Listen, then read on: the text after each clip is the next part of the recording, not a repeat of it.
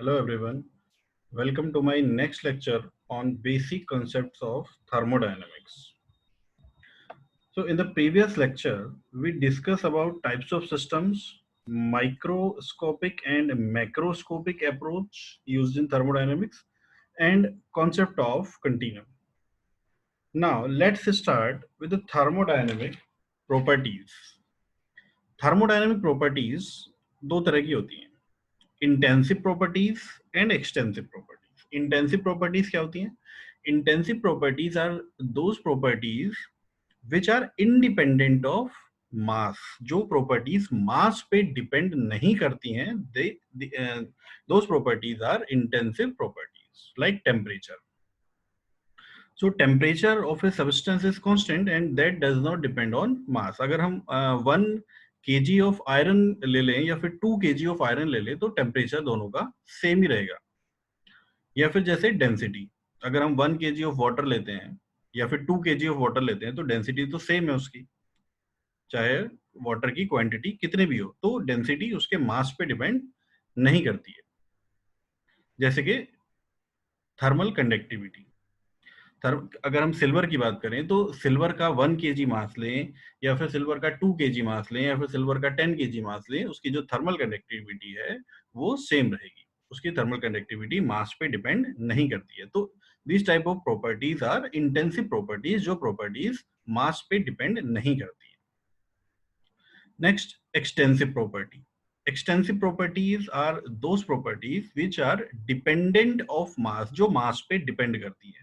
Means मास के increase या decrease होने से प्रॉपर्टीज भी चेंज हो जाती है.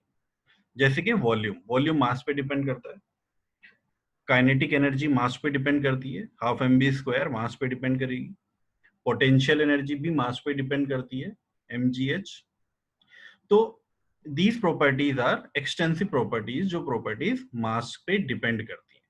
इसको याद रखने का भी एक मेथड होता है, जहां पे इंटेंसिव प्रॉपर्टीज मतलब इन आ रहा है उसमें, तो इंडिपेंडेंट ऑफ मास होगा. तो those properties which are independent of mass, these are intensive properties, and those properties are dependent of mass, these are extensive properties. Next is thermodynamic equilibrium. तो थर्मोडायनेमिक इक्विलिब्रियम को समझने से पहले हम देखते हैं थर्मल इक्विलिब्रियम क्या होता है. थर्मल इक्विलिब्रियम होता है इक्वालिटी ऑफ टेम्परेचर. अगर सिस्टम और सराउंडिंग के बीच में टेम्परेचर सेम है, that means the system is in thermal equilibrium.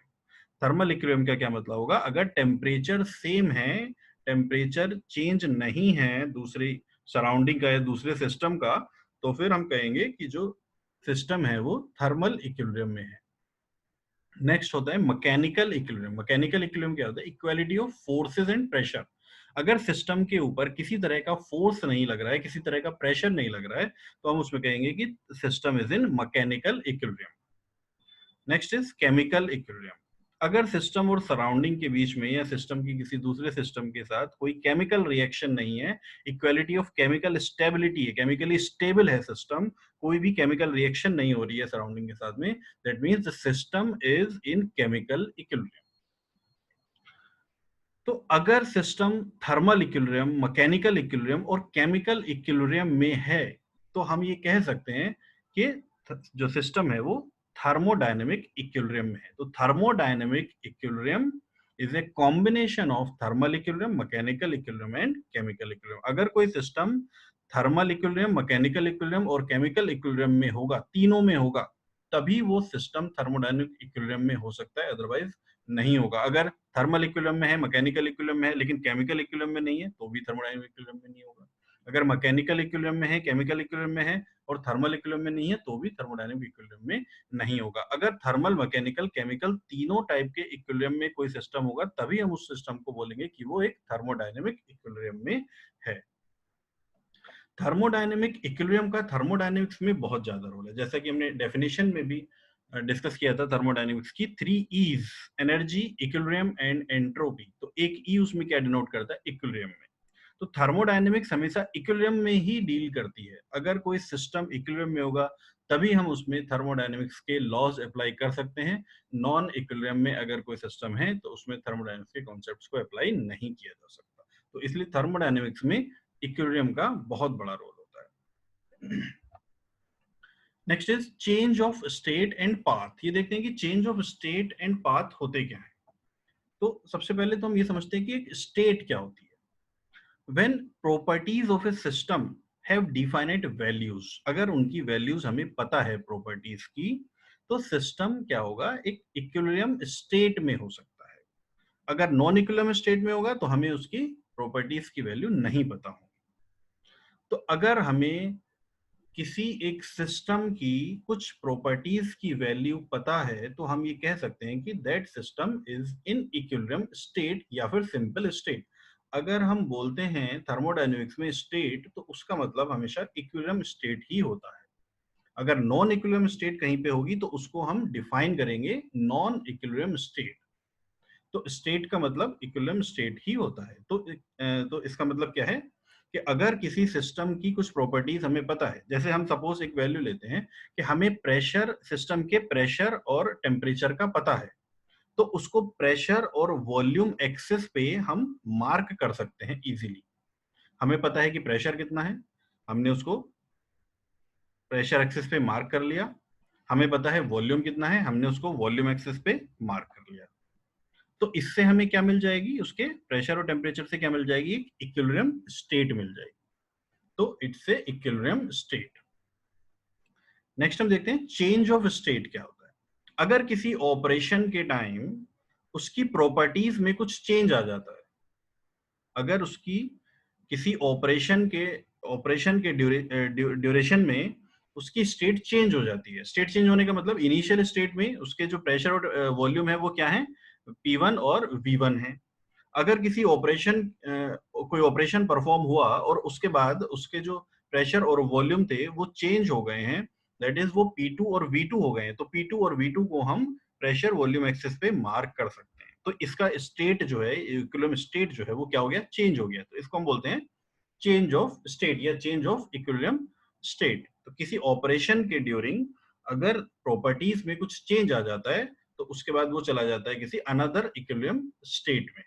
तो ये क्या है, चेंज ऑफ स्टेट। तो इसका जो इक्विलिब्रियम स्टेट थी वो चेंज हो गई, 1 से कहां चली गई, 2 पे चली गई, change of state. Next is path. Path क्या होगा, obtained by joining two equilibrium state. अगर हम इन दो इक्विलिब्रियम स्टेट को ज्वाइन कर दें तो हमें क्या मिलेगा, एक पाथ मिल जाएगा। पाथ मतलब एक रास्ता मिल जाएगा। तो अगर हम इन दो इक्विलिब्रियम स्टेट्स को ज्वाइन कर देते हैं तो हमें क्या मिल जाएगा, एक पाथ मिल जाएगा। लेकिन ज्वाइन तो हम इस तरह से भी कर सकते हैं, इस तरह से भी कर सकते हैं, और इस तरीके से भी कर सकते हैं। और भी कई तरीके हैं जिनसे हम दो इक्विलिब्रियम स्टेट को ज्वाइन कर सकते हैं। तो इसका मतलब पाथ उसका कुछ भी हो सकता है। एक इक्विलिब्रियम स्टेट से दूसरे इक्विलिब्रियम स्टेट पे पहुंचने में उसका पाथ कुछ भी हो सकता है। हमें नहीं पता कि प्रेशर और वॉल्यूम किस प्रोपोर्शनल में बढ़ रहे हैं या घट रहे हैं, लेकिन हमें फाइनल स्टेट पता है। फाइनल इक्विलिब्रियम स्टेट का प्रेशर और वॉल्यूम हमें पता है। बीच में किसी भी स्टेट का टेम्परेचर वॉल्यूम हमें नहीं पता रहेगा जब तक कि हम पाथ की ओर देख रहे हैं। तो पाथ उसका कुछ भी हो सकता है। Next is process and cyclic process. Process क्या होता है, जैसा कि अभी हमने देखा कि पाथ, दो इक्विलिब्रियम स्टेट को ज्वाइन करने से हमें पाथ मिल रहा है। अगर पाथ जो है सिस्टम जो पाथ को फॉलो कर रहा है चेंज ऑफ स्टेट के ड्यूरेशन में, अगर वो स्पेसिफाइड है, वेल डिफाइंड है, तो उसको हम बोलते हैं प्रोसेस। जैसे सपोज हमारे पास दो इक्विलिब्रियम स्टेट्स हैं। पहली इक्विलिब्रियम स्टेट में प्रेशर P1 और वॉल्यूम V1। दूसरी इक्विलिब्रियम स्टेट में प्रेशर P2 और वॉल्यूम सेम है, V1 is equal to V2, volume change नहीं हुआ। तो इसका मतलब हमें एक स्पेसिफिकेशन यहाँ पे मिल गई कि वॉल्यूम जो है वो कांस्टेंट है।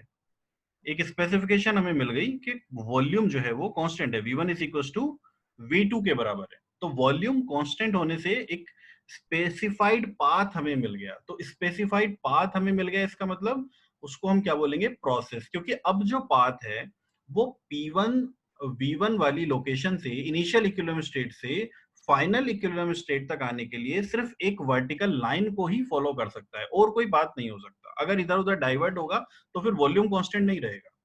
तो अगर हमें पाथ स्पेसिफाइड है, पाथ स्पेसिफाइड है कि कांस्टेंट वॉल्यूम पाथ ही हमें फॉलो करना है, तो फिर वो क्या बन जाएगा, एक प्रोसेस बन जाएगा। तो इसको क्या बोलते हैं हम, एक प्रोसेस बोलते हैं। नेक्स्ट इज साइक्लिक प्रोसेस और साइकिल। सिंपली साइकिल भी बोल देते हैं और साइक्लिक प्रोसेस भी बोल देते हैं। तो a series of change of state in which initial state and final state is same. अगर इनिशियल स्टेट और फाइनल स्टेट सेम होंगी तो फिर वो प्रोसेस क्या बन जाएगा, एक साइक्लिक प्रोसेस बन जाएगा. जैसे कि इनिशियल इक्विलिब्रियम स्टेट से पाथ शुरू होगा और फाइनल इक्विलिब्रियम स्टेट के बाद वापस से वो घूम के कहां चला जाएगा, इनिशियल इक्विलिब्रियम स्टेट में चला जाएगा. तो फिर इसको हम क्या बोलेंगे, एक साइक्लिक प्रोसेस बोलेंगे, जो कि एक साइकिल में काम कर रहा है. तो साइक्लिक प्रोसेस या फिर साइकिल. तो ये हो गया साइक्लिक प्रोसेस. साइक्लिक प्रोसेस के लिए मिनिमम नंबर ऑफ प्रोसेसेस जो रिक्वायर्ड होते हैं वो कितने हो सकते हैं, दो. जैसा कि अभी हमने एक साइकिल यहाँ पे ड्रॉ की जो कि दो प्रोसेस में है. पहले इनिशियल इक्विलिब्रियम स्टेट से फाइनल इक्विलिब्रियम स्टेट तक एक process, and then final equilibrium state से वापस इनिशियल इक्विलिब्रियम स्टेट तक एक प्रोसेस हो गया. तो minimum number of processes required to make a cycle is 2. दो से कम प्रोसेसेस में कोई भी साइकिल नहीं बन सकती. लेकिन प्रैक्टिकली ऐसी कोई भी साइकिल नहीं है जो सिर्फ दो प्रोसेस में काम कर रही है. प्रैक्टिकली पॉसिबल नहीं है कि दो प्रोसेस को मिला के हम एक साइकिल बना सकें जो कि प्रैक्टिकली वर्क कर रही है. हाँ, तीन प्रोसेस को मिला के एक साइकिल बन सकती है, जिसपे Lenoir cycle is the example of 3 process cycle. 4 process को मिला के एक साइकिल हम बना सकते हैं. Otto cycle, dual cycle, Otto cycle, diesel cycle, Brayton cycle are the examples of 4 cyclic process. इन 5 processes को मिला के भी हम एक साइकिल बना सकते हैं. Dual cycle is the example of 5 processes cycle. So these are the examples and types of cycle. Next is reversible and irreversible processes. ये क्या होते हैं? Reversible processes वो होते हैं in which system returns to its original state without leaving any effect on its surrounding. मतलब अगर कोई प्रोसेस है और अगर हम उस प्रोसेस को रिवर्स कर दें या उस प्रोसेस को वापस हम रिटर्न कर देते हैं ओरिजिनल स्टेट में, तो अगर वो सराउंडिंग्स पे कोई इफेक्ट नहीं डाला, उस प्रोसेस में कोई भी लॉसेस नहीं हो रहे हैं, तो देन उस प्रोसेस को हम क्या बोलते हैं, रिवर्सिबल प्रोसेस बोलते हैं. रिवर्सिबल प्रोसेस जो है वो पॉसिबल नहीं हो पाता है, प्रैक्टिकली पॉसिबल नहीं है रिवर्सिबल प्रोसेस. तो रिवर्सिबल प्रोसेस की एक कैरेक्टरिस्टिक होती है कि जो सिस्टम है, रिवर्सिबल प्रोसेस बहुत स्लो होते हैं, बहुत धीरे धीरे काम करते हैं, तभी वो पॉसिबल हो पाएंगे. तो रिवर्सिबल प्रोसेस की जो हर एक स्टेट होगी वो एक थर्मोडायनेमिक इक्विलिब्रियम होगी. नॉन इक्विलिब्रियम स्टेट्स नहीं आएंगी. एक स्टेट के बाद दूसरी जो होगी वो भी इक्विलिब्रियम स्टेट होगी, तीसरी वो भी इक्विलिब्रियम स्टेट होगी. इसी तरह से जो फाइनल होगी वो भी सब इक्विलिब्रियम स्टेट्स में ही काम करेगा, तभी वो एक रिवर्सिबल प्रोसेस हो सकता है. तो रिवर्सिबल प्रोसेस क्या है, जो अपनी ओरिजिनल स्टेट में वापस चला जाए विदाउट इफेक्टिंग द सराउंडिंग्स. अपनी सराउंडिंग्स को बिल्कुल भी इफेक्ट ना करे, किसी को कुछ डिस्टरबेंस नहीं हो कहीं पे भी, सराउंडिंग पहले जैसी थी वैसी ही सराउंडिंग रहे, कोई किसी भी तरह का सिस्टम से कुछ लॉस नहीं होना चाहिए. तो उस तरह के प्रोसेस को हम बोलते हैं reversible process. Next is irreversible process.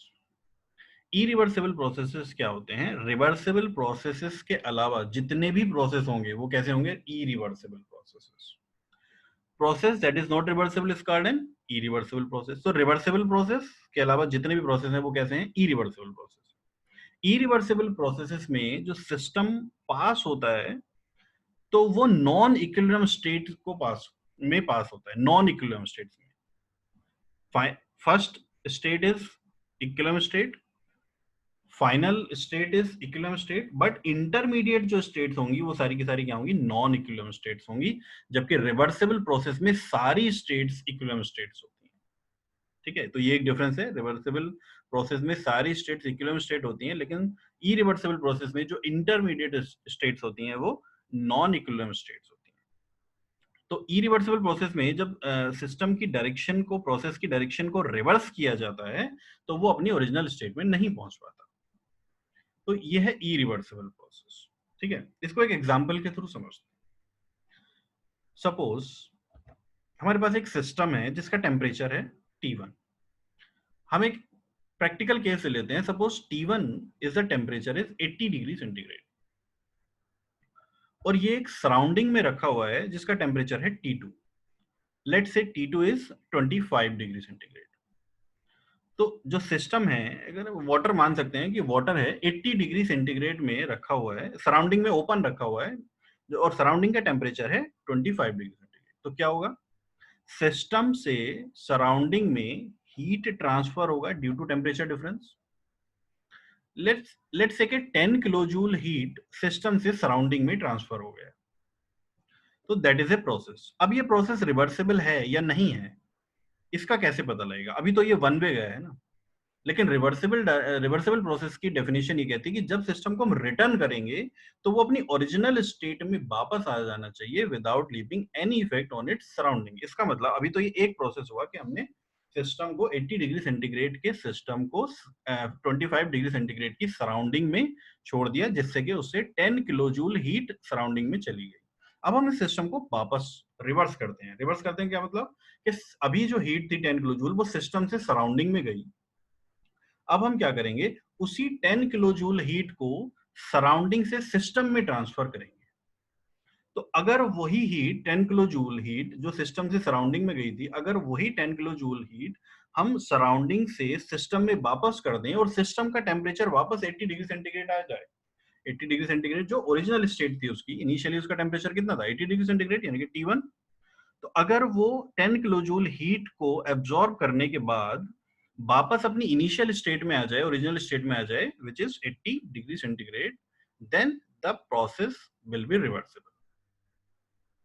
लेकिन अगर 10 किलो जूल हीट को एब्जॉर्ब करने के बाद सिस्टम अपनी ओरिजिनल स्टेट में वापस नहीं आ सका, सपोज वो 75 डिग्री सेंटीग्रेड ही रह गया, then the process will be irreversible process.